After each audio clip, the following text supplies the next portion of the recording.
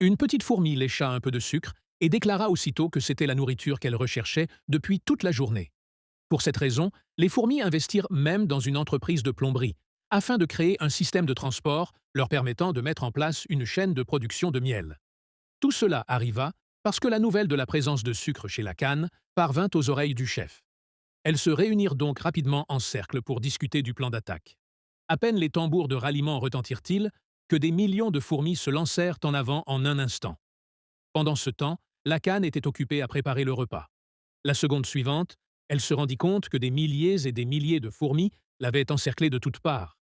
Il était évident qu'elle projetait de voler la maison. La canne fut saisie de terreur.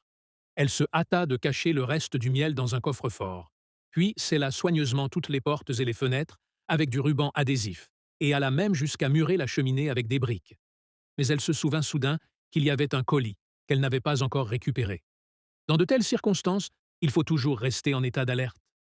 Elle regarda par la fenêtre et ne vit rien de suspect. Elle ouvrit donc rapidement la porte pour prendre le colis, puis remit tout en ordre aussitôt.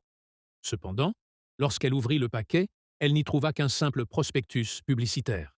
Furieuse, elle le jeta au loin, sans se douter que les mots de cette publicité cachaient en réalité des messages secrets laissés par les fourmis. Lorsque les fourmis virent que la canne était occupée à faire cuire un gâteau, elles passèrent immédiatement à l'action. Elles se mirent toutes à tourner le bouton du micro-ondes dans l'espoir de détourner son attention. Dès qu'elle fit un pas de côté, toute l'armée de fourmis envahit la maison. D'une manière parfaitement organisée, semblable à une chaîne de montage, elles s'emparèrent entièrement du gâteau. Quand la canne revint et vit ce qui s'était passé, elle fut prise de panique et se précipita pour attraper la fraise, tentant de sauver ce qui pouvait encore l'être. Mais les fourmis étaient bien trop rusées. D'un simple regard, elles comprirent les intentions les unes des autres, puis exécutèrent leurs mouvements secrets, perfectionnés au cours de 6 mois d'entraînement.